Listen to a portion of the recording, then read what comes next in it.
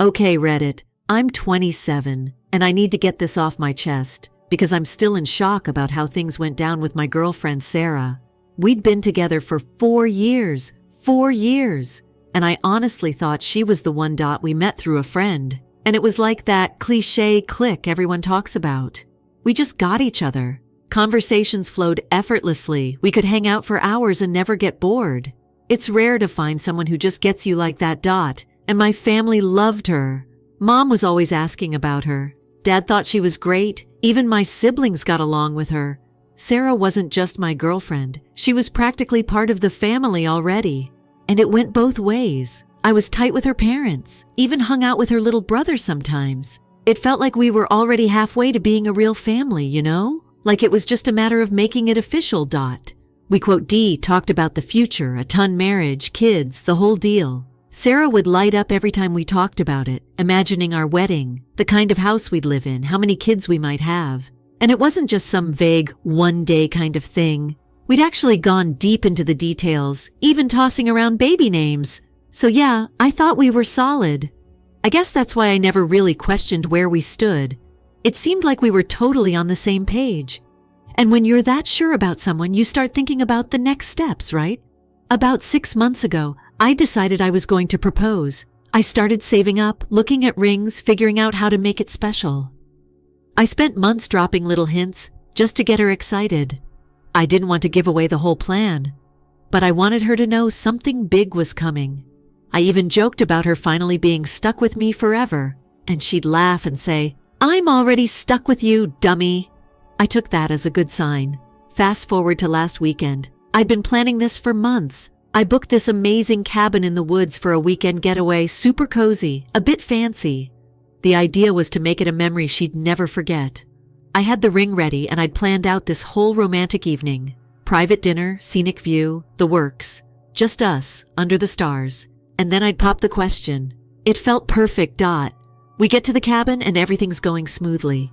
We're both in a good mood, enjoying the time away, and I'm thinking, this is it, this is the moment.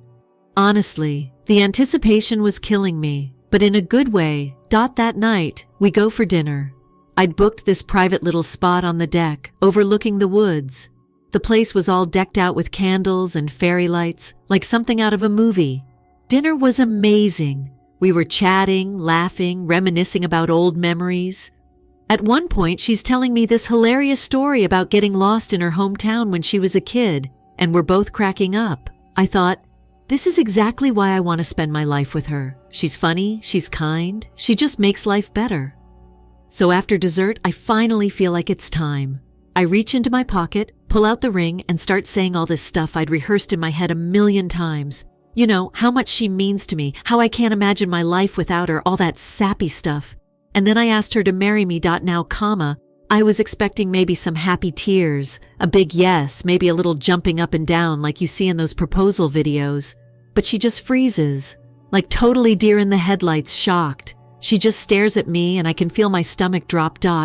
After what feels like forever, she finally says something. But it's not a yes. It's more like, can we, wait a few more months? I honestly didn't even know what to say.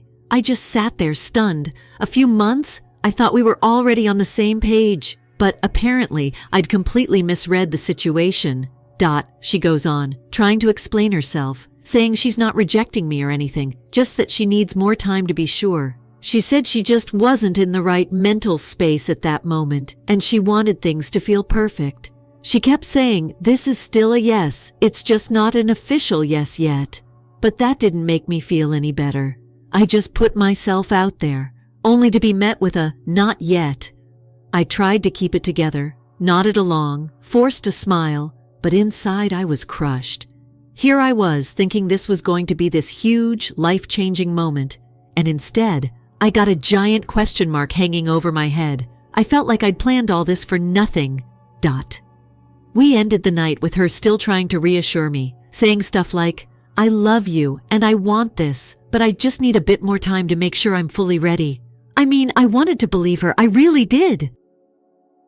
But it's hard to stay optimistic when you've just put everything on the line, and the person you love basically says they're not sure about you. That whole night, I barely slept.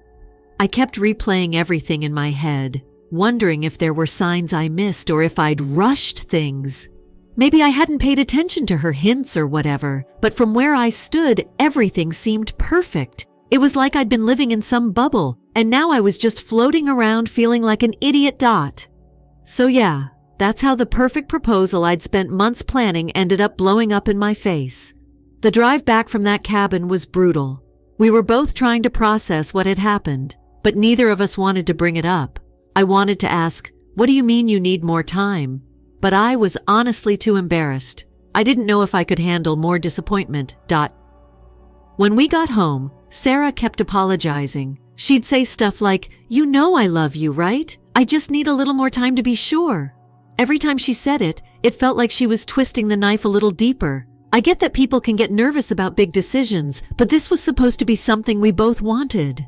I'd spent years with her, thinking we were on the same path, and now she was acting like she wasn't so sure. She kept trying to explain herself, saying she needed to be in the right mental space.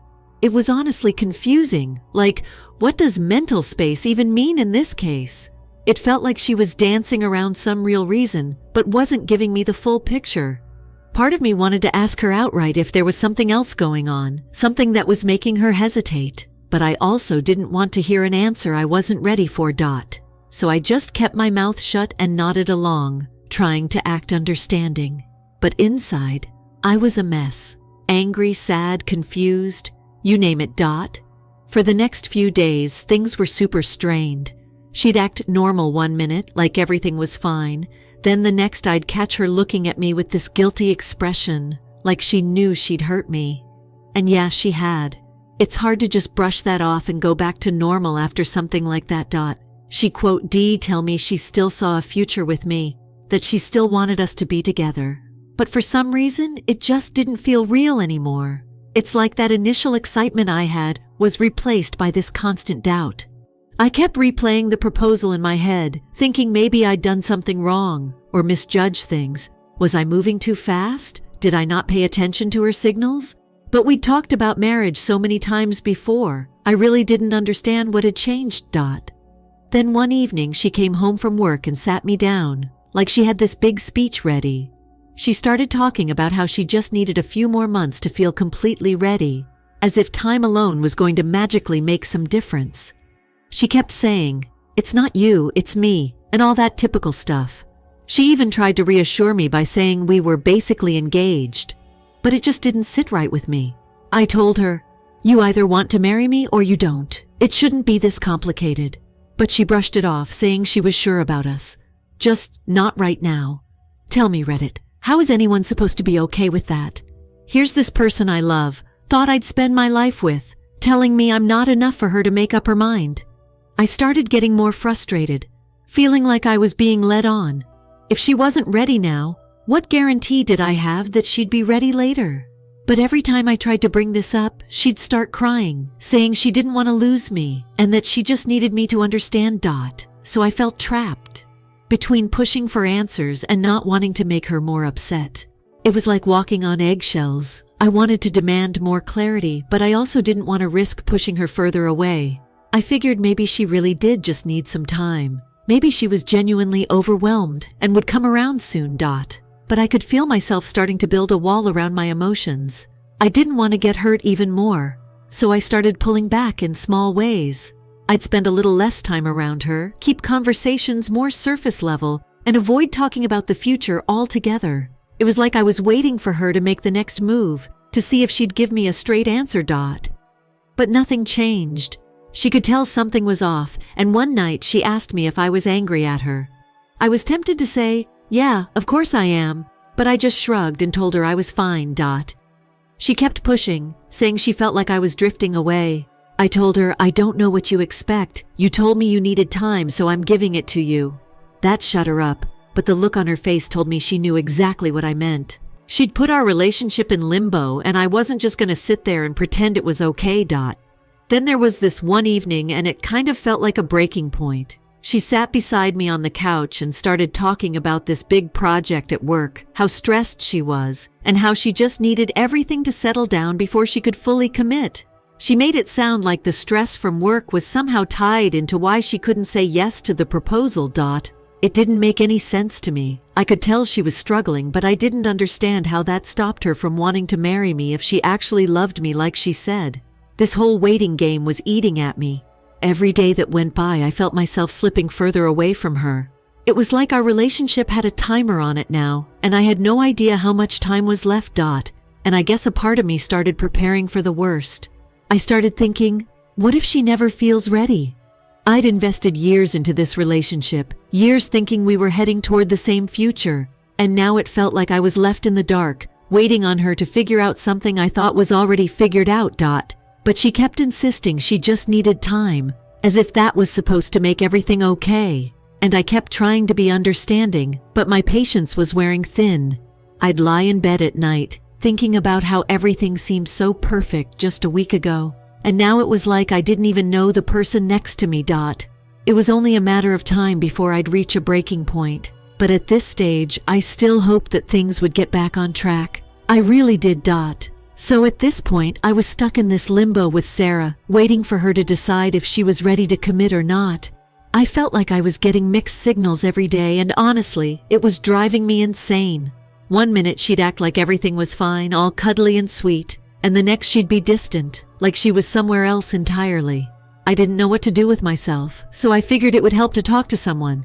But I wasn't exactly ready to go to my parents or friends. I mean, who wants to admit that their girlfriend of 4 years isn't sure about them? So I ended up talking to my sister. Now, let me tell you, my sister doesn't hold back. She's blunt to the point where it can be brutal, but she's also incredibly perceptive. She's got this knack for reading people and situations, and she doesn't sugarcoat anything.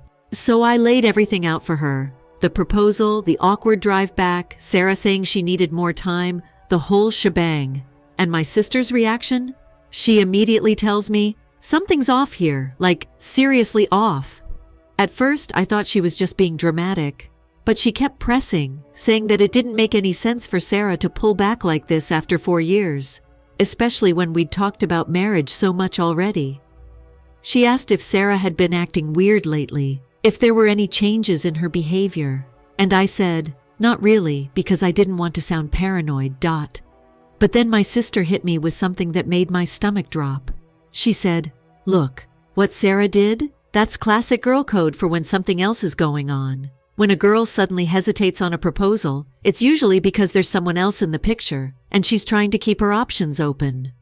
I didn't want to believe it. I mean, this was Sarah we were talking about. We'd been together for years, and I thought I knew her better than anyone. But my sister kept going, saying that if Sarah needed time to decide, then maybe she was already seeing someone else, or at least considering it. My heart sank. Because deep down, I knew there were little things that hadn't added up lately. But I'd brushed them off, telling myself I was overthinking things. My sister could tell I was struggling to wrap my head around it, so she told me a story about her friend who went through something similar. This friend's boyfriend had pulled the same I need time card when she proposed to him. Turned out he was actually seeing someone else, and didn't want to break it off until he was sure he wanted to stick with her. My sister warned me that I could be dealing with the same situation, and as much as I wanted to push that idea away, it hit too close to home. I asked her what I should do, and she told me plain and simple, you need to dig a little, find out if there's another guy she's hiding. You don't deserve to be stuck in this guessing game if she's not being honest with you. The thought of digging into my own girlfriend's life made me feel gross. I never imagined I'd be that guy, the one who has to check up on his partner because he doesn't know if he can trust her. But my sister was right. I needed some kind of answer. If Sarah was hesitating because of another guy, then I deserved to know. My sister's words stuck with me, echoing in my head every time I looked at Sarah. That whole girl code thing she'd explained was making more and more sense, and it got to the point where I just couldn't ignore it. I didn't want to believe Sarah would do something like that, but once that seed of doubt was planted, everything she did seemed to reinforce it. I knew I had to get to the bottom of it, or I'd drive myself crazy. I never wanted to be that guy who snoops, but I needed to know the truth. So one night, while she was asleep, I grabbed her phone. I felt guilty as hell, but at that point I'd convinced myself I was just protecting myself from getting hurt even more. I scrolled through her messages, trying not to wake her up, my heart pounding like crazy the whole time. And then I saw it. Messages from a guy at her work. At first, it seemed innocent enough, like friendly coworker banter. But then I kept scrolling, and things got questionable. There were a few late-night messages that sounded way too flirty for just friends. He'd sent a "miss you" text after some work trip they'd gone on together, and she'd replied with a "me too." And that's when I knew. I mean, you don't tell someone you miss them unless there's something more going on, right? I didn't say anything to her that night. I put her phone back and just lay there staring at the ceiling, feeling sick. I didn't sleep at all. The next morning, I could barely look at her. She was all chipper, acting like nothing was wrong, talking about her plans for the day, and I was just there sitting with this feeling like a punch in the gut. The worst part? I wasn't even sure she was aware I knew. She just kept acting like everything was fine, like we were still the same couple planning a future together. And I was watching her, wondering if it was all an act. Every little thing she did started to annoy me. She'd tell me about her day, and I'd start thinking, are you really just at work, or are you spending time with him? It was eating away at me. So after a couple of days of this, I couldn't take it anymore. I asked her point blank, are you still happy with me? Like, are you sure you're not interested in anyone else? She looked shocked, like I'd just accused her of something ridiculous. She said, of course I am. Why would you even ask that? But I noticed the way she got defensive, like she was holding something back. And when I mentioned the guy from work, her face changed completely. She got all flustered, stammered out something about how he was just a friend and that she didn't want me to worry. But I wasn't buying it. I told her I'd seen the messages, that I knew she'd been talking to him late at night, and that I felt like I didn't even know her anymore. She tried to brush it off, saying it was just harmless fun and that she never actually did anything with him. She kept repeating that they were just friends and that she'd never cross any lines. But her excuses were getting thinner and thinner. And then she hit me with the worst line yet. I was just confused. I didn't know if I was ready to get married or not, and he was, I don't know, a distraction. A distraction. That's all I was to her now. Some option on the side while she figured out if this guy at work was a better fit. I'd spent 4 years with this woman, and suddenly I was nothing more than the safe choice while she flirted around with some coworker. I was furious, but at the same time, I felt completely crushed. Here I'd been planning a future with her, only to find out she'd been wavering this whole time. She tried to apologize, saying it wasn't serious and that she'd only been talking to him because she was unsure about us. I told her, you should have been talking to me about it, not some other guy. But she just kept saying she was confused and didn't want to hurt me, which honestly made zero sense. I needed a break, so I left the apartment and just went for a drive, trying to clear my head. I kept asking myself how it had gotten to this point. How could someone who seemed so committed suddenly just switch? And all because she didn't want to be honest with me. My sister's warning was right. Sarah was keeping her options open, waiting to see if this guy was worth it before making a final choice. And the worst part?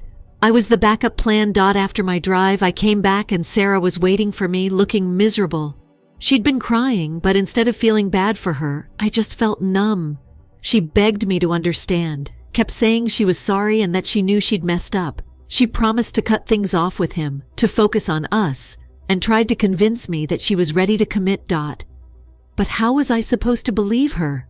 Every promise she made felt hollow. I didn't know what to say, so I just told her I needed time to think, and I went to bed. I could hear her crying in the other room, but I was too drained to care. I lay there staring at the ceiling, wondering if I could ever trust her again. Every memory I had of our relationship was tainted by what I'd just found out. I kept asking myself if I'd been a fool the entire time, believing in this perfect future with someone who wasn't even sure about me. So after everything came out, things didn't magically get better. I wish I could say that her promises and apologies made me feel better, but they didn't. I could tell she was trying. She stopped texting that guy and was all about showing me that she was committed, but I couldn't get past what had happened. It was like every time I looked at her, all I saw was someone who'd kept me as her backup plan. It didn't matter what she said now, the trust was gone, and I didn't know if I could ever get it back. Then came the part I wasn't expecting. About 2 weeks after her whole tearful confession, I thought things were finally calming down. I was still unsure, but I was giving her space to prove herself. Or at least, that's what I kept telling myself. Then she came home one night, looking absolutely furious. She threw her bag on the table, barely even looked at me, and just blurted out, "He was cheating on me too!" I didn't even know what to say. It was like the irony slapped us both in the face. The room went dead quiet. Turns out, she'd been talking to one of her friends who also worked with that guy, and they let it slip that he'd been seeing someone else the whole time he was messing with her. I could see the anger and hurt in her eyes, but instead of feeling sympathy, I just felt nothing. Here she was, crying and upset because her side fling had done the exact same thing she'd done to me. The whole thing was just ridiculous. She started ranting about how she couldn't believe he'd betrayed her, how he was such a liar, and that she felt humiliated. And all I could think was, yeah, welcome to the club. She finally looked over at me, expecting me to say something, maybe comfort her, I don't know. But I just sat there staring at her, wondering if she even realized the irony of it all. Then she got all quiet, like she was finally piecing together how messed up the whole situation was. She sat down across from me, took a deep breath, and said, "I'm sorry, really, I don't know what I was thinking. I should have never doubted what we had." And then she did the thing I was dreading. She asked me to give her another chance, a real one. She wanted to start over, wanted me to propose to her again, this time with her full commitment. I think she genuinely thought that would fix everything, that we could just hit reset and everything would magically be okay. But I'd already checked out. Her words were just noise at that point, and I think she could see it in my face. I told her, "You already made your choice. You wanted him, and when he let you down, you came back to me. I'm not some consolation prize, Sarah. You can't just throw me aside when you're unsure and then come back when it's convenient." She started crying again, saying she didn't mean it that way, that she just got caught up in something she didn't understand. But I was done. I told her, "I can't spend my life with someone who isn't sure about me. If I'm not enough for you now, I never will be." She begged, trying to convince me that she was finally sure, that she'd made a mistake, but I wasn't having it. I couldn't trust a word coming out of her mouth. She'd shown me her true colors, and I couldn't unsee that.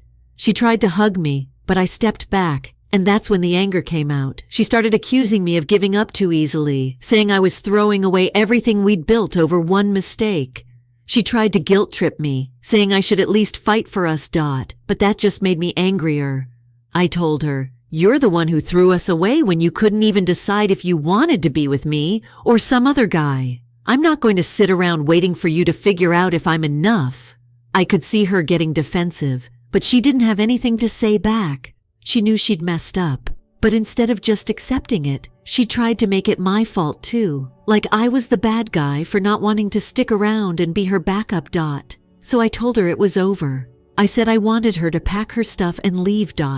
She looked at me like I'd just slapped her, totally shocked, like she never expected I'd actually end it. She started crying, saying she had nowhere to go, that she didn't think I'd kick her out. But I was done. I told her, "You can stay with your friend or find somewhere else. I'm not going to sit here and pretend like everything's okay. You made your choices and I'm making mine."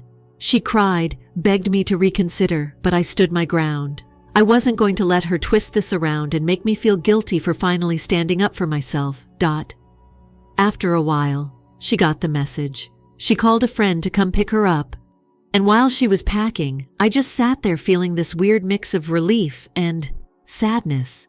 Part of me wanted to feel sorry for her, but I knew this was her own doing.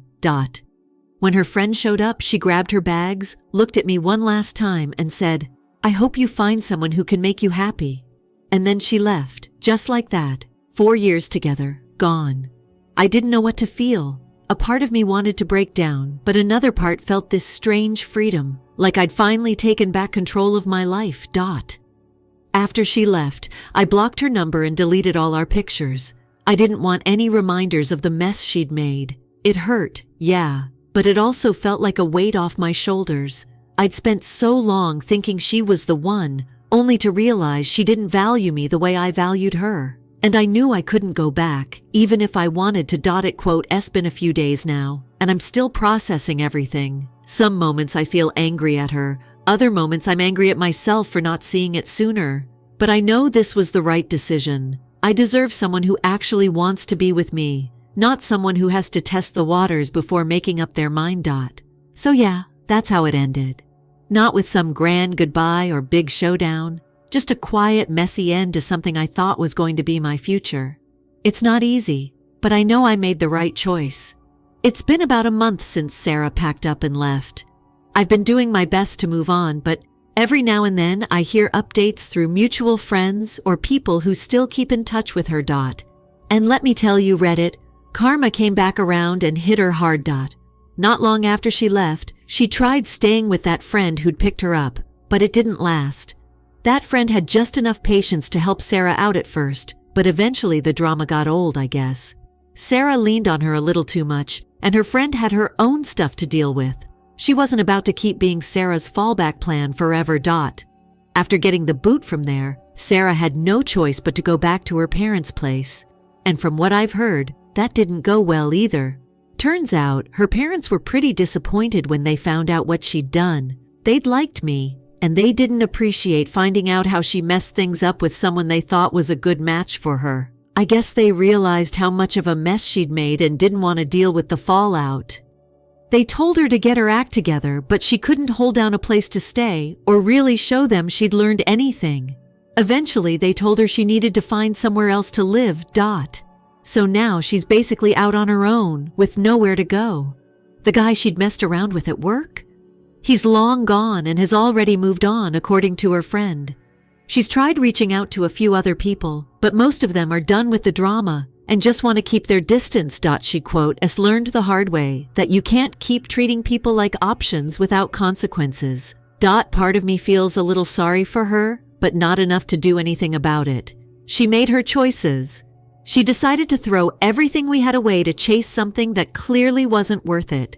And now she's left dealing with the fallout. V heard she's been bouncing between random places trying to find somewhere to crash. And I won't lie, there's a certain satisfaction in knowing she's facing the consequences of her actions. It is funny how things work out sometimes. A few months ago, I would have done anything for her. And now, I don't feel much at all. Just a sense of relief that I got out before I wasted even more time on someone who didn't value what we had. I am moving forward. And I'm not looking back. Story 2. The title of this narrative is Disowned. When my dad and his wife attempted to eradicate the memory of my late mother, they now arrive insistent on seeing their grandchild. Reddit, hello. I had to get this out of my system. I feel like I'm going crazy because I've been carrying this for 10 years. Perhaps a few of you can identify, or perhaps you'll simply assume that I'm exaggerating. In any case, this is my tale. When I was 14, my mother died. She was my best friend, my rock, and, to be honest, the one parent with whom I truly clicked, my father. We were never close, even though he wasn't a bad guy. He was the type of father who demonstrated his love by taking care of the household and paying the bills. But emotional assistance. Mom, that was all. I was devastated when she passed away. It didn't happen overnight. Even though she had been ill for some time, it wasn't any easier knowing it was coming. I lived in this haze of grief for weeks, hardly eating, hardly sleeping. I assumed my father would take over, that we might have to rely on one another if Mom died. He took the opposite action. He began seeing someone 2 months after her funeral, but I was unaware of it. Until one day I arrived home from school and discovered a stranger in our kitchen. She was laughing at one of my dad's jokes while serving coffee as if she owned the place. I went cold. "You must be my name," she continued, turning to face me with a broad, phony smile. We've been talked about a lot. I was unable to even reply. I simply gazed at her, next at my father. His expression suggested that he was waiting for me to say something kind. Rather, I simply went to my room and shut the door. From there, things quickly got out of hand. This woman, let's call her Claire, moved in within 4 months of Mom's death. In all honesty, I didn't care to learn anything about her. She was just an intruder to me, someone out of place. The real kicker comes next. At my birthday supper on my 15th birthday, my father and Claire made the announcement that they were engaged, like it was meant to be a gift of some sort. I recall sitting there in shock, looking at them. My dad appeared really delighted that I would be thrilled about this. Claire looked almost radiant. She extended her hand to display the ring. "Isn't this fantastic?" my father said. I didn't respond at all. I got up, picked up the cake they gave me, and threw it on the ground. "This is not what I desire." My voice trembled as I spoke. After that, I left. It was 2 days before I returned. I ignored my dad's numerous calls and SMS and stayed with a friend. When I eventually got home, it was different. The first thing I saw was that my mother's photos were all missing. They disappeared from the living room, the hallway, and even the kitchen. Her belongings as well. She always left the coat by the entrance. On the coffee table were the books she maintained, the small details that gave the property a homely atmosphere. Everything is gone. "What became of Mom's belongings?" I inquired. My dad was reading the newspaper and hardly looked up. "We're on our way," he said, as if that were meant to be an explanation. I held on to it. I began going through drawers and closets in the house in an attempt to find anything that belonged to her. The majority of stuff was gone, but I was able to save a few items, including one of her favorite scarves, a photo album, and a bracelet she used to wear. Fearful that Claire might discover them and discard them, I concealed them in my room. They even attempted to make me skip my mother's birthday in favor of Claire's. My dad totally shut me down when I once suggested doing something simple for Mom's birthday, like lighting a candle or something. "We must go on," he said, as if it were that easy. I began to feel alienated in my own house. Once cozy and secure, the house now felt alien and chilly. I tried to stay away from it as much as possible, staying late at school or spending extra time at friends' homes. I had completely ceased communicating with Claire by the time I was 16. I would respond to her questions with a single word. I would ignore her if she attempted to strike up a discussion. I didn't care that it wasn't mature. I wasn't going to act like she was my father since she wasn't my mother. Hated it. He would give me a tirade about how rude I was and how I was damaging the family dynamic. He even once threatened to expel me if I didn't join the program. However, I was aware that he would not do so. Despite his many facets, he wasn't that kind of father. When I reached 18, that was the tipping point. I shut off as much communication as possible before packing my bags and heading off to university. I didn't reflect on the past. I assumed that it would end when I left. I believed that I could at last start over and go on. However, I was mistaken. I've given a lot of consideration to why Claire annoyed me so much. She wasn't an awful person, aside from the obvious. Not at all. She was, if anything, too kind. Act kind. The kind of kindness that seems less real and more like an act. Despite the fact that I would never touch them, she would bake cookies and leave them in the kitchen for me. I would ignore her when she inquired about how school was going. She even attempted to buy me presents as if she could impress me with material possessions. However, that's the problem. It didn't feel real.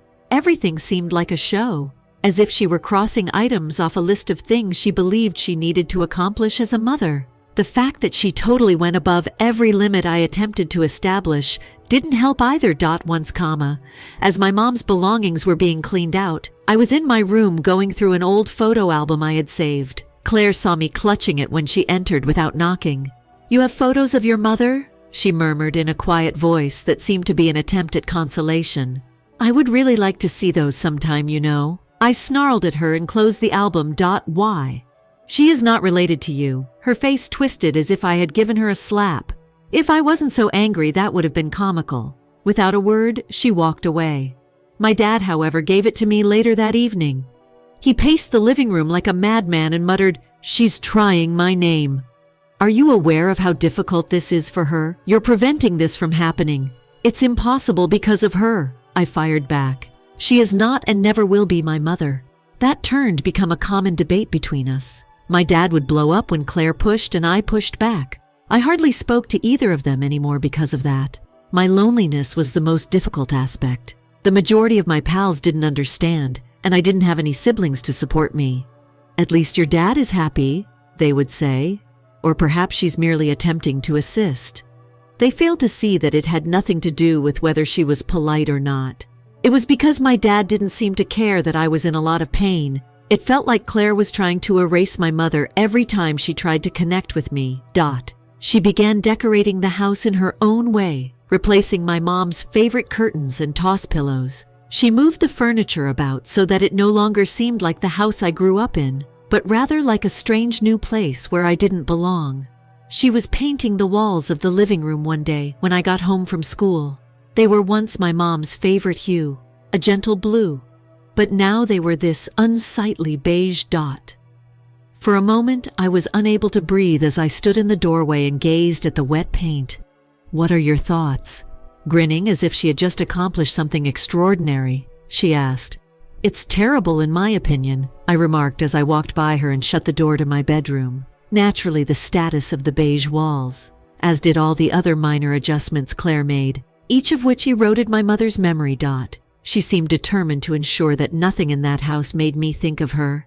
What really irritated me, though, was when Claire began claiming to be my mother. One day, my dad suggested that we go to the grocery store together, as that's what families do, when she encountered a familiar face. She smiled proudly and pointed to me, saying, "This is my son." For a moment, I froze. She had genuinely referred to me as her son, which surprised me because I had assumed I had misheard. "I'm not her son." Flatly, I said. "She is the wife of my dad." The woman Claire was speaking to appeared extremely uncomfortable, and Claire's face flushed. "My dad went off on me when we came home, but he remained silent during the incident. His voice trembled with rage as he added, 'You embarrassed her. How hard is she trying, do you know?' I said, 'I didn't ask her to try. I won't act like she's my mother because she isn't.' My dad threatened to throw me out for the first time at that point. Naturally, he didn't follow through, but it was obvious that things would never be the same between us. However, Claire continued to introduce herself as my mother. If anything, she stepped up her efforts. She began expressing her pride in me to others at one point, as if she had any influence over the person I was growing into. I began to stay away from home as often as possible. I joined weird clubs, hung around at friends' houses, remained late at school, and did anything to avoid them. The less Claire I saw, the better. By the time I was 18, I was at my breaking point. I didn't even say goodbye before packing my luggage and heading off to university. I could see my dad was relieved to see me depart, even though he attempted to act sad. He and Claire could play home unhindered without me present. I believed that after I left, everything would be over and I could start over. It wasn't that easy, of course. It seemed like escaping a prison to leave home at the age of 18. I went without even crying. "You'll come over for the holidays, right?" my dad replied, giving me one of those uncomfortable side embraces. I said something ambiguous and walked away without turning around. Claire made no attempt to give me a hug. As if she were sending her own child off to college, she simply stood there grinning. At first, it made me ill. It was joy to be apart from them. I poured myself into school, found some wonderful friends, and began to feel as like I was breathing normally again. I just communicated with my dad enough to maintain good relations. Even those calls were brief, and I think I only called once every 2 months. I didn't speak to Claire at all. They appeared to have come to terms with the distance for a while. My dad would occasionally contact me, generally with a banal message like, "I hope you're doing well," or, "Hello, your stepmother." But that was all. No guilt trips, no pressure. I began to believe that perhaps, just possibly, they were finally allowing me to be myself. Then my fiancé and I met. I fell deeply in love when we first met in my junior year. I didn't realize how much I needed her. Kind, intelligent, and incredibly patient with all of my problems. At a young age, I told her about my family and she didn't condemn me. If anything, she pushed me to be even more strict with my boundaries. "There is nothing that you owe them." She claimed that it felt like a new beginning when we became engaged. Although I had no intention of telling my father, word reached him through mutual connections. The mayhem began at that point. My dad texted me as soon as I got it. "Are you engaged? How come you didn't inform us?" Claire called a few hours later, but I chose to ignore it. She left a voicemail, but I didn't answer. "Hello, honey," she said in a falsely charming voice. "I just heard the good news from your dad. We can't wait to meet your fiancé and are very thrilled for you. We would like to celebrate together, so please give us a call back." I didn't return the call. Claire made a social media post the following day. She wrote a lengthy, tearful post about how happy she was to become a grandmother someday. and how her son was getting married. She even attached a photo of us from when I was still able to put up with her. I went crazy. I responded with a brief and direct post of mine own. She will not be a grandmother to any of my future children, and I am not and never was her son. The consequences were immediate. In a matter of minutes, my father called and scolded me for disrespecting Claire and embarrassing the family. I hung up after telling him bluntly that Claire was not and would never be a member of my family. I misjudged how obstinate they might be, but I assumed that was the end of it. My fiancé and I discovered our ideal house a few months later. Although it wasn't particularly elegant, it was ideal for beginning a family. My dad and Claire unexpectedly arrived while we were still getting settled. How they obtained our address is beyond me. Even now, I'm not totally certain. When I opened the door after they knocked, I saw them standing on my porch, grinning broadly as if nothing had happened. Could we enter? With a box of cookies in her hand, Claire inquired, like a sacrifice for peace.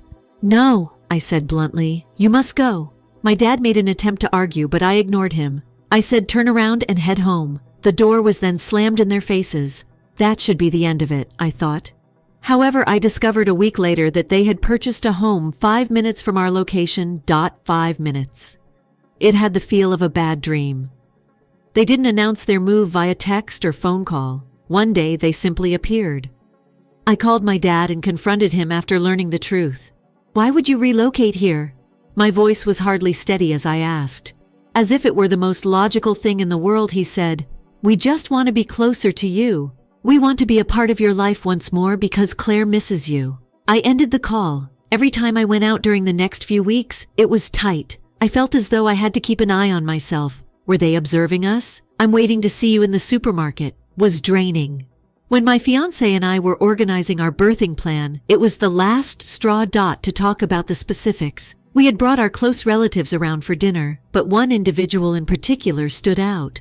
Normally, my brother-in-law would stay out of situations like these. He fidgeted and avoided making eye contact whenever the topic of my parents came up, giving the impression that he was anxious. I had reached a breaking point. What's happening? I inquired. He stopped. After what seemed like an age, he finally confessed that he had been secretly speaking with Claire and my dad. As if that made it acceptable, he replied, they just want to know their grandchild. My fiancé lost his mind. That evening, her sister, his wife, moved out, stating that she couldn't continue to live with someone who would betray her family in such a manner. It was a complete disaster. At least we discovered the leak, though. Since then, we've changed the passwords for everything and shut down all of our social media accounts. Although it's not flawless, it's a beginning. One point should be updated. Reddit hello? You already know if you have been following along. Uninvited and undesired, my dad and his wife moved 5 minutes away from us. It was awful enough on its own, but it got worse. No matter how many times I told them no, it seemed like they were eager to get into my life. I initially made an effort to ignore them.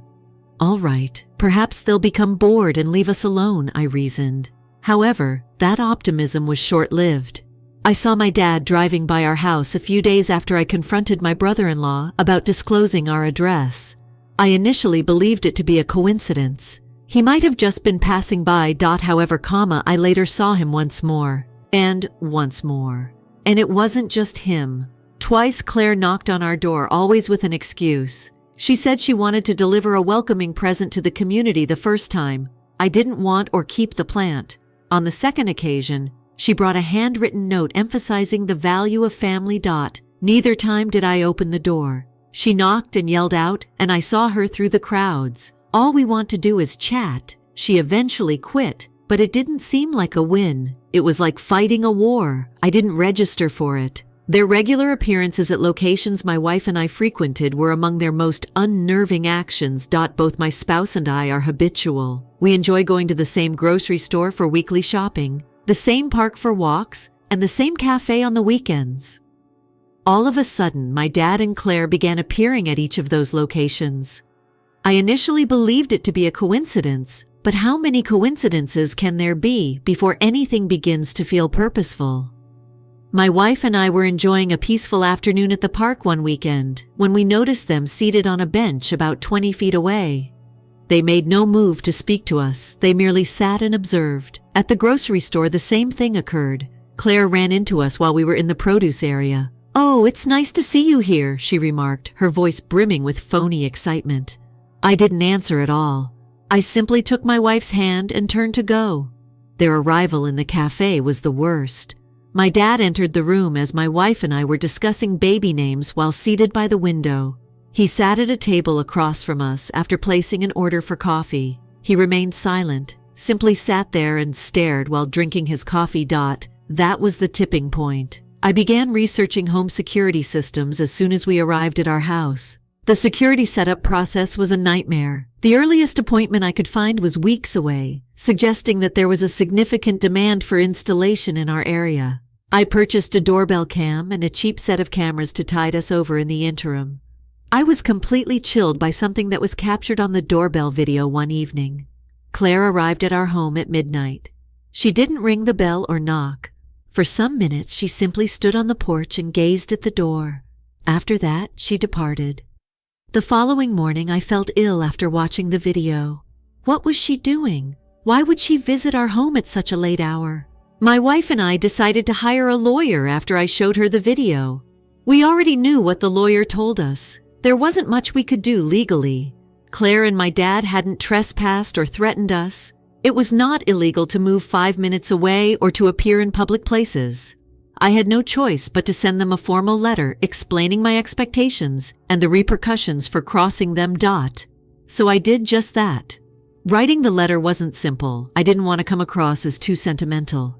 I declared that my wife and I did not wish to be contacted, and that any attempts to do so would be met with further legal action if they showed up at our home or interfered with our personal affairs.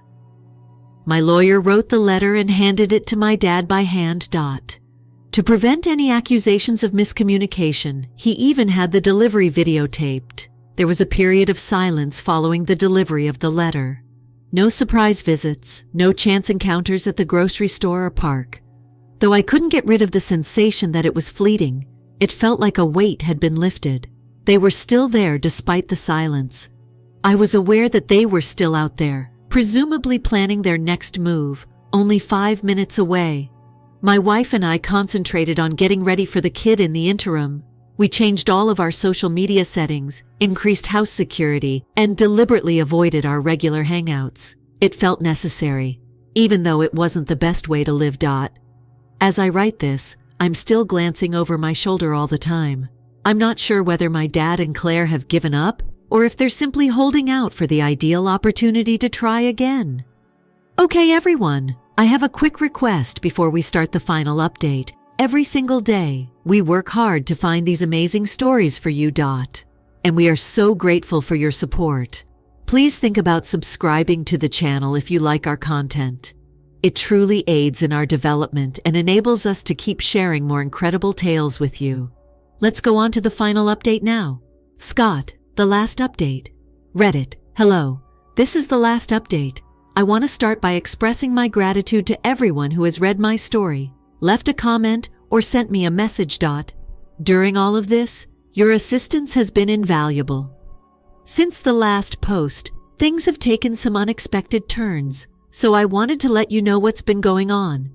When my lawyer brought the letter, I hoped that things would finally calm down, and it did for a few weeks. No unexpected visits, stalking, or uncomfortable encounters at the park or cafe. We were cautiously optimistic, my wife and I, but I had a sneaking suspicion that it wasn't over. My wife's sister, who had been staying with us since the brother-in-law scandal, called me while I was at work, breaking the silence. While I was away, she said, my dad and Claire had stopped by the house. As if nothing were amiss, they simply knocked on the door. Her voice trembled as she spoke. They wanted to discuss the infant. She denied them entry. I'm grateful. However, the fact that they had returned after being specifically instructed not to infuriate me. I called my lawyer on the way home after leaving work early. The attorney suggested that I collect proof of their ongoing harassment. Fortunately, I'd been documenting everything. Screenshots of Claire's social media posts, the doorbell cam footage, and even a log of the times we'd spotted them in public. The visit that day was just another piece of the puzzle. I was completely tired by now. I wasn't going to let them intrude on my family any longer. My wife was in her final weeks of pregnancy, and the stress was taking a toll on both of us. She was having trouble sleeping, and every time the doorbell rang, her anxiety spiked. This wasn't just about me anymore. It was about protecting my wife and our unborn child. One night, as I was reviewing the footage from our makeshift security cameras, I caught something that made my blood run cold. Around 2 a.m., Claire walked up to our house again. This time, she didn't just stand there. She tried the doorknob. Luckily, the door was locked and she left after a few minutes. But that was the final straw. I phoned the police and filed a formal report. While they may arrest her for testing the door, since there was no actual break-in, they took the report seriously and urged me to file a restraining order. Equally, the backup widow getting the restraining order was a procedure. As I've noted before, the judicial system in our area isn't exactly quick to respond unless there's a clear threat of violence. But with the evidence I'd acquired and the police report on file, I finally had enough to make a case. The restraining order was obtained a few weeks later, just days before my wife went into delivery. It prevents my dad and Claire from going within 500 feet of our house, my workplace, or any place where we would reasonably be expected to be. The timing couldn't have been better. My wife gave birth to our baby, a gorgeous, healthy little boy. Shortly after the restraining order was issued, holding him for the first time felt like everything else in the world melted away. For the first time in years, I felt completely at peace. But the tranquility didn't endure. Claire decided to contest the restraining order. She argued it was unjust and based on misunderstandings. She claimed that she was merely attempting to mend her relationship with her son and be ready for grandmahood. I was astounded by the boldness. Her attempts to get involved in my life were insufficient. She was now attempting to overturn a court order that barred her from doing so. Fortunately, the judge rejected her justifications. The court affirmed the restraining order and even strengthened its wording. After watching her late-night visits on the doorbell camera, it has been quiet ever since. Keep quiet. They haven't made another attempt to get in touch with us, even though I know they are still alive and only 5 minutes away. I hope they finally understood how serious I am about removing them from my life. However, I don't trust them enough to be careless. In order to safeguard our family, my wife and I have taken extra safety measures. In addition to installing floodlights and upgrading our security system, we have also set up a system with our neighbors to monitor each other's residences. Are you paranoid? Perhaps. However, I'd rather be overprepared than caught off guard after everything we've gone through. We are now concentrating on going forward. As new parents, my wife and I are getting used to our new lives. Additionally, I'm making every effort to be the father my son deserves. He shouldn't have to grow up in a home like mine, where there was a lot of conflict and animosity. In retrospect, I've come to the conclusion that my relationship with my dad was doomed the day he prioritized Claire over me. The most difficult thing I have ever experienced was losing my mother. And he decided to wipe her memories and replace her with someone else rather than stand by me. I can't forgive you for that. Furthermore, I'm not willing to put my son through that. Anarchy or injury. To everyone out there who has to deal with poisonous relatives, this is what I want you to know. Setting boundaries is okay. It's acceptable to refuse. Blood is not what defines a family. It's about the individuals that genuinely care about and support you. For me, that includes my son, my wife, and the few individuals who have supported me during this entire ordeal. Despite having my DNA in common, my dad and Claire are not related to me. Again, I want to thank Reddit for hearing my story. I can't express how much your support has meant to me. I'll be back with another update if anything changes, but I'm going to put my wife and son first for the time being. Be careful, everyone. Story 3. Mom canceled my 18th birthday party as Golden Child is the title of this tale.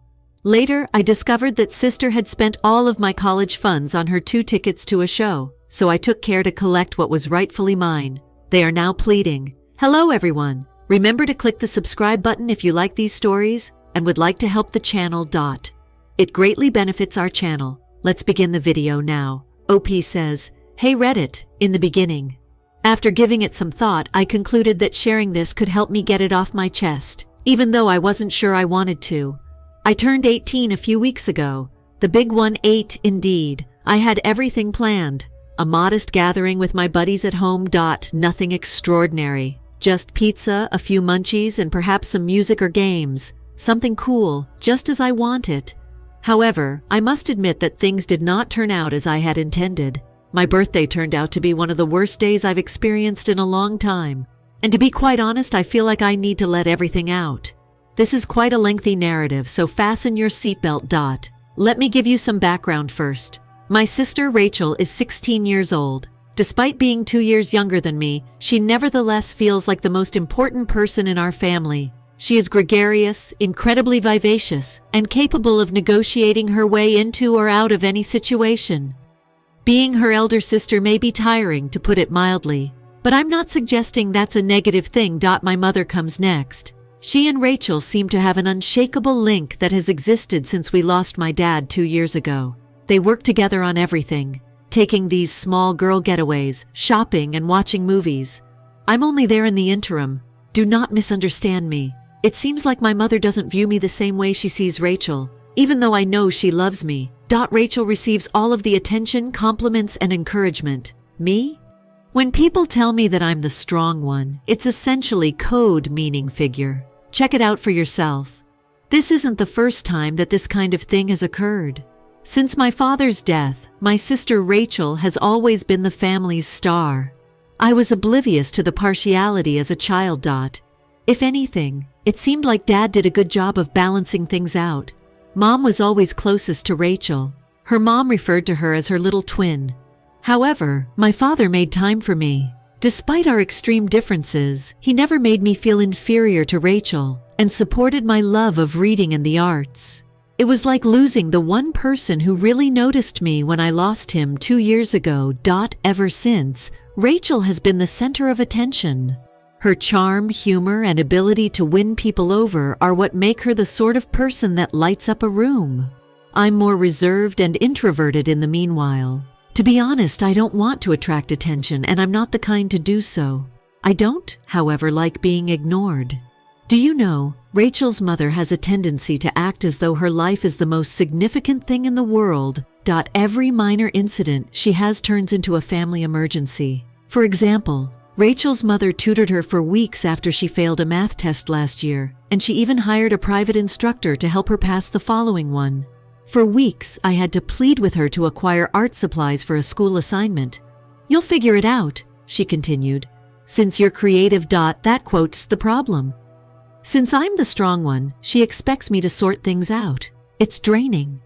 When Dad passed away, the partiality became brutally apparent. Naturally, Rachel was distraught, and her mother put herself into making sure she was all right. At first, I realized that Rachel was just 14 years old, and that we were all in mourning. However, it soon became apparent that Mom was doing more than just consoling Rachel. She was creating a completely new life for herself. I was left at home to keep an eye on the house while they went on these female vacations together. I would sit there acting indifferent when they returned with shopping bags and inside jokes. This concert scenario was merely the most recent illustration of that dynamic. Rachel pretended that it was a once-in-a-lifetime opportunity when she learned that her favorite band was visiting the area. Perhaps it was for her. However, it served as yet another reminder to me that my needs are not as important. The kicker is this. Rachel made no effort to conceal her lack of concern for my birthday. She obsessively planned her outfit and the concert in the days before it. She hoped they would play those songs. Every time she discussed it, she would get closer to the stage. She seemed to be applying salt to the wound. I tried to convince myself that it wasn't deliberate, but to be honest, I'm not sure. Rachel's ability to get what she wants has always been strong. Additionally, I believe that she is aware of how much her occupying all the space annoys me. I heard her conversing with my mother in the kitchen on the morning of the concert, which was also my birthday. She was giggling about how uninteresting my plans sounded and how fortunate she was that her mother recognized what was truly crucial. I should have let it go, I know, but something inside me crumbled when I heard that. I barged into the kitchen and questioned my mother about how she could have completely forgotten my birthday. "We didn't forget," she said, looking at me impatiently. "Later we'll rejoice." Rachel's performance is a major event. I take it you're old enough to comprehend? It seemed like a kick to the face when that word mature was used. Never in my life have I detested being considered mature as much as I did at that very time. She seemed to be arguing that since you're old enough to accept it, your sentiments are irrelevant. Naturally, Rachel simply stood there grinning as if she had won a contest. I wanted to yell at them both. I had something to say. How about me? What about my desires? However, I didn't. I simply left because. What was the purpose? They refused to pay attention. They never do. I wore one of my dad's sweaters and sat in his old chair that night after they departed for the performance. Even after all these time, it still smells like him. For some reason, clinging to it helped me feel less isolated. I reflected about how things used to be when Dad was here and how, even in the little things like watching a movie or making a cake together, he would always make me feel special on my birthday. I felt important because of the way he made me feel. I no longer feel that way. I attempted to divert my attention by watching TV, but I was unable to concentrate. I wasn't even sure how to reply when my pals contacted me to inquire how the party was going. In the end, I shut off my phone and sobbed till I passed out. In retrospect, I believe that evening marked the tipping point for me. It was more than just my birthday or the show. Years of being regarded as an afterthought were at issue. It was only until everything fell apart that I guess I recognized how much it had been building up. I woke up feeling like a complete disaster the morning after my birthday. I was sobbing, so my face was swollen. I honestly didn't want to get out of bed since my head was throbbing. The doorbell rang, though. I initially believed that Mom and Rachel were arriving home early. I stayed in bed and hoped they would simply let themselves in, since I wasn't prepared to deal with either of them. But after the third ring of the doorbell, I pulled myself out of bed and padded to the door. I was shocked to see who was standing there when I opened it. It was my dad's younger brother, Uncle Matt. His expression was a mix of anxiety and resolve, and he was carrying a duffel bag. He entered as if he truly felt like he belonged there and said, "Happy belated birthday, kiddo." My dad and Uncle Matt had a tight relationship, very, very near. He was around a lot as a child. He would accompany us to the park, attend family meals, and occasionally even watch the kids when Mom and Dad went out on a date night. He never took himself too seriously and was the entertaining uncle. But I didn't see Dad much after he died. Mom, you broke off contact with Dad's relatives. I assumed it was simply too difficult for her to be around them, but I never understood why.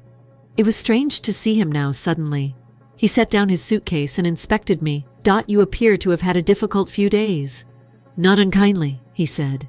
I simply nodded, unsure of how to react. He inquired about my well-being as we sat down in the living room. Uncle Matt didn't get it at first, so I tried to seem calm and say something like, "I'm fine." He looked at me as if to tell me to stop wasting my time. Yesterday didn't exactly go as planned, according to a little birdie I spoke with.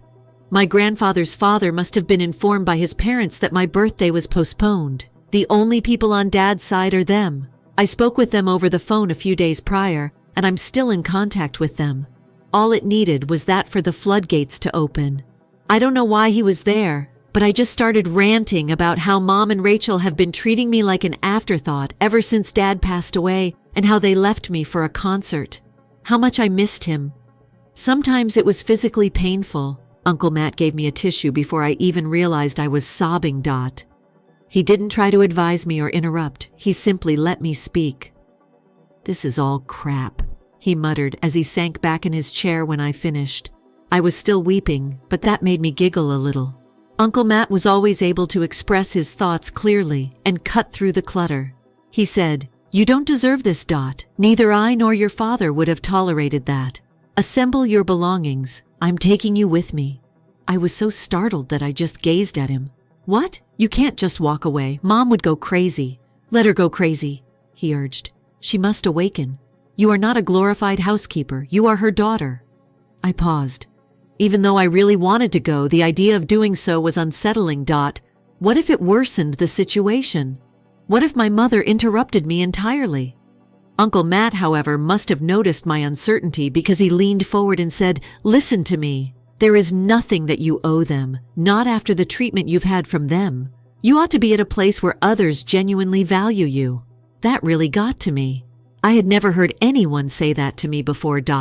At any rate, not in those words. I felt like I had someone on my side for the first time in a long time. So I did it. I packed a bag and went upstairs. I took very little, only my sketchbook, some clothes, and a few items that made me think of my father. When I returned downstairs, Uncle Matt had his duffel bag slung over his shoulder and was waiting. "Are you ready?" he inquired. After I gave a nod, we abruptly left the room. He returned with a sense of sadness, as if he had no idea what would happen next. Uncle Matt says I can stay with him for as long as I need to, but I'm aware that when Mom and Rachel return and realize I'm gone, there will be repercussions. I quote Mem, still unsure of my feelings about it. A part of me feels liberated, and another part is afraid. I'm just trying to accept it for the time being, one day at a time. I'll provide another update as soon as I determine the direction of this. I appreciate you reading and all of your help thus far. You don't realize how much it means. One update. Hello, Reddit. Once again, I appreciate your patience with me during this entire ordeal. I really appreciate your messages and comments. Since the last update, I've been processing a lot of emotions, and now I'm prepared to reveal what transpired. Beware of spoilers. After I packed my bags and left with Uncle Matt, we didn't head straight to his place because things got intense. We made a stop at a nearby diner instead. Before facing the impending storm, he said he wanted to get a bite to eat and give me a chance to relax. It wasn't until I sat in the booth drinking a milkshake and he told me amusing stories about him and my dad growing up for the first time in days or weeks that I realized how much I needed that. I felt like I could breathe, but eventually the moment of calm had to end. Uncle Matt looked at me over his coffee and said, "All right, kiddo, time to face the music." We headed back to my house, and when we pulled into the driveway, Mom and Rachel's car was already there. My stomach dropped.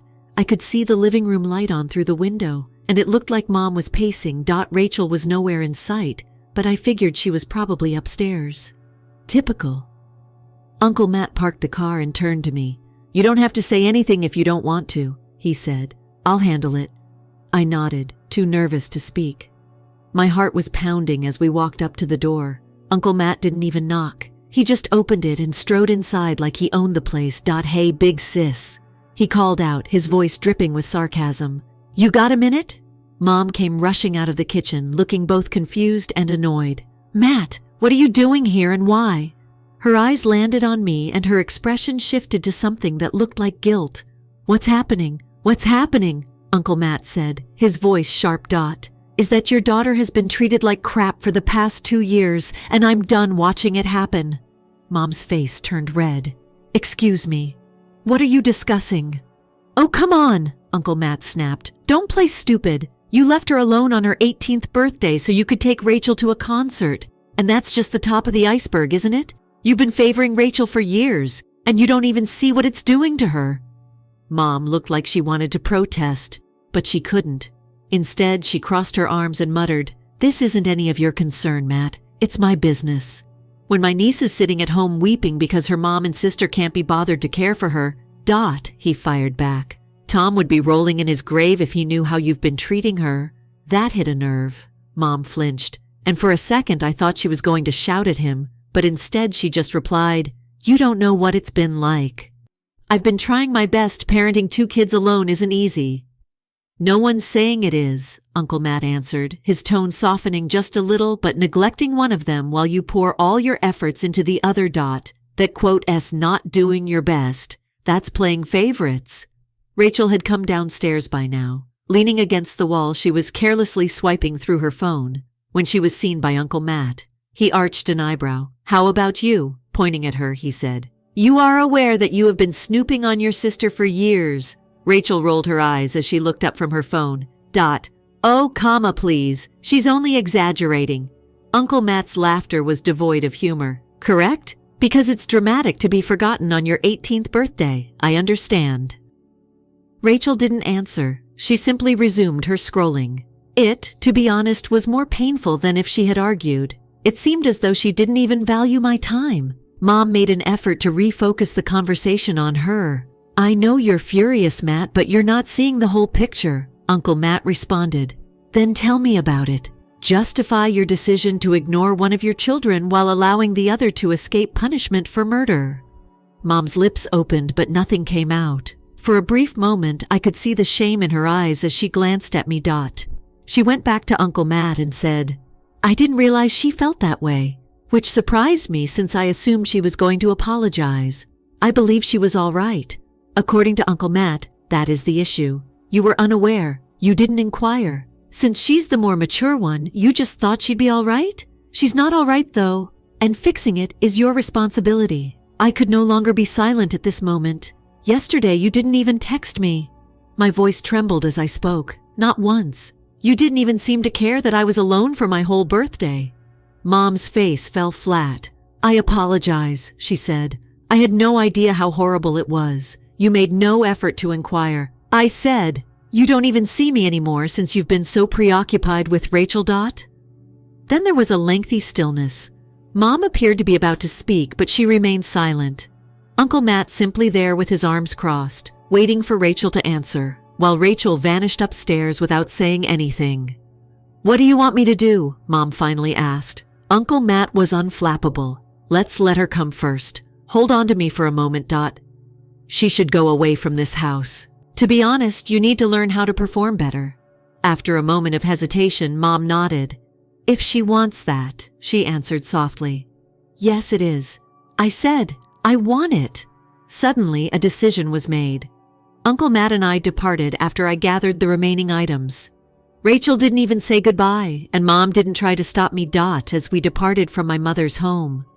On the way to Uncle Matt's house, we didn't chat much. I believe he could sense my emotional exhaustion. Rather, he let the radio to fill the void. He played one of those vintage rock stations that Dad used to enjoy, and he has an old pickup with a beaten-up audio. It seemed strangely reassuring, as though our father was still among us. Uncle Matt and I were sitting on the porch after supper a couple of nights ago. We've been spending time together, discussing life, and attempting to put things together. "So have you decided which colleges you're applying to?" he asked me in a casual manner. I initially believed him to be kidding. "I'm not applying to college," I responded, laughing awkwardly. He paused at that. "Why not?" With real astonishment, he inquired. I told him the truth with a shrug. "I don't want to take on a lot of debt, and I don't have the funds." Mom constantly claimed that we were unable to pay for it. Uncle Matt gave me a look as though I had just told him that the sky was green. "Hold on a minute," he said. "Your college fund is unknown to you." I thought the world had stopped at that very moment. "Which college fund?" My voice was tremulous as I asked. After a few moments of staring at me, he scratched his temples as if to relax. "When you were a baby, your father established a college fund for you, because he wouldn't stop talking about it, I can recall. He took great pride in anticipating your future. Do you mean you haven't heard of it?" I gave a head shake. My gut is roiling. How come no one had informed me about the existence of a college fund? Why had Mom constantly said that we had no money? Uncle Matt wasted little time. "Let's check this out right now," he replied, getting up and grabbing his laptop. For the following hour, we searched for the account. Uncle Matt was able to recall enough information to get us going, and we eventually located it. As you mentioned, there existed, in fact, an account in my name. However, my heart fell when we examined the balance. It was almost deserted. Trying to understand what I was seeing, I gazed at the screen. Uncle Matt muttered obscenities as he perused the transaction history. Shortly after Dad's death, the withdrawals began. Start with little quantities, then eventually, bigger ones. Furthermore, they had nothing to do with college. Tickets to concerts, vacations, clothing, and God knows what else had been purchased with the money. The evidence was there, but I didn't want to believe it. Mom had spent all of the money my dad had saved for my future. What on earth? Uncle Matt's face darkened as he murmured, "You were meant to receive this." I was at a loss for words. I had the impression that I had been hit in the stomach. Mom used to tell me that we couldn't afford anything, including new shoes, painting materials, or extracurricular activities. Instead, this was what she was doing. Rachel's trust money, established by her father's parents, remained unaltered during this time. My anger increased as I gave it more attention. Rachel has always owned the newest technology and the finest clothing, VIP concert tickets. Now everything made clear. Mom hadn't been making sacrifices for us both or keeping a close eye on her finances. She had been funding Rachel's lifestyle with my college funds. How could she have done this? I questioned Uncle Matt. Was she unaware of the purpose of that money? He shook his head and moaned. She was aware. Your father insured it. If something ever happened to him, he even had me swear to check up on it. I apologize. I suppose I made a mistake on that. You're not to blame. Even if I wanted to weep, I said, You were unaware. Well, I know now, and I'm not letting this slide, he added, placing a hand on my shoulder. That concludes today's activities. I'll keep everyone informed. The second update. Read it? Hello? This was a section of the narrative that I wasn't sure I wanted to share. I believe I owe it to myself to get everything out, even if it has been unpleasant and emotionally taxing. With Uncle Matt's assistance, I realized I couldn't simply sit back and let it go after learning what my mother had done with my college fund. I confronted her, and things became heated. This is what took place. Uncle Matt urged me to defend myself after we discovered that Mom had depleted the college money my father had established for me. He stated that it's not only about the money. Making her accept accountability for her actions is the goal. I wasn't sure whether I had what it took to face her at first. Despite everything, I still harbor a need for her acceptance since she is my mother. However, the more I gave it more consideration, the more I understood that this was about more than just myself. She had no right to take away the future my father had fought so hard to provide for me. If I didn't defend myself right now, I'd always regret it. Uncle Matt assisted me in getting in touch with a buddy of his who practices family law. After we gave her the rundown, she said we had a compelling argument. If we could demonstrate that Mom misappropriated the money, which we could, we might demand restitution, or perhaps sue her because of the transaction history. Even though it seemed unreal to sue my own mother, I was prepared to go to any lengths to put things right at this moment. We made plans to visit Uncle Matt's residence to meet Mom. I kept the reason from her. I only mentioned that we should speak. It was hardly unexpected that she appeared anxious when she arrived. For days, she had been attempting to contact me by phone and text, but I had not answered.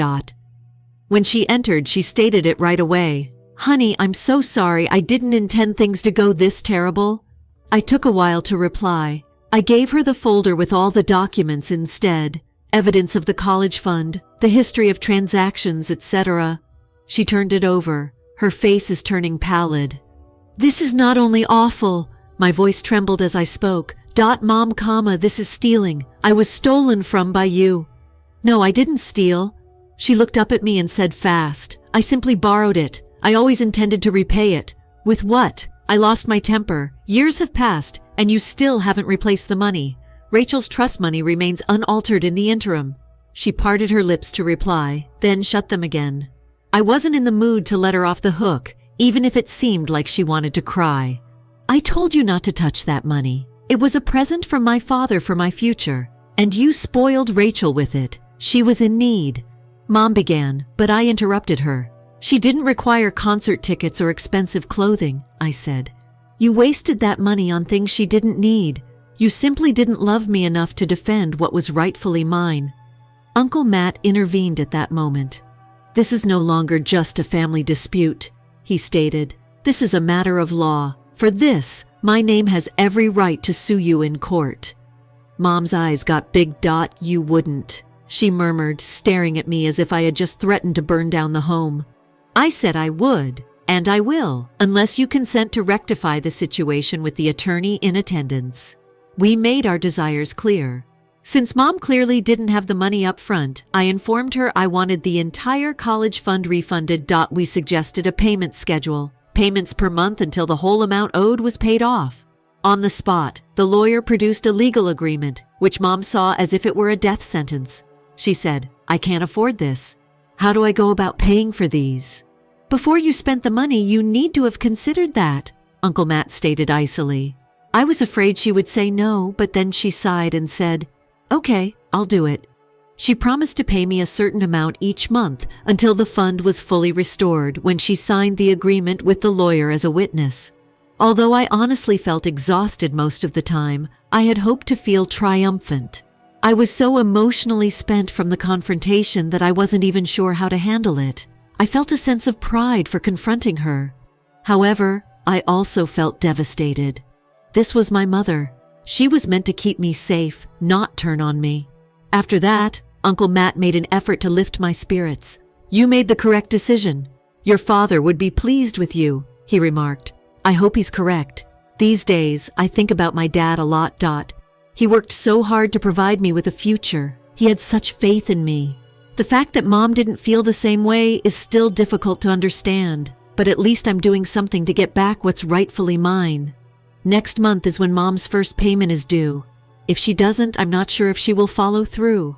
I'll have no trouble bringing her to court because the arrangement is legally binding. I quote, "V had enough of her stepping all over me."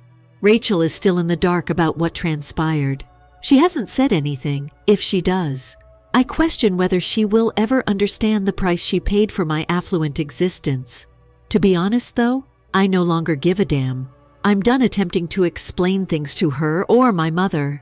I'm concentrating on myself for now. Once more, with Uncle Matt's assistance, I've begun researching universities. I think there's a chance I could truly succeed. Although it's not the route I had anticipated, it's mine, and it feels nice. Once again, thank you for your support and for reading. If there are any updates, I'll let you know. But for now, I'm just trying to go on with my life. I'd be interested in hearing any guidance anybody may have on handling family connections following such an event. Till the next occasion.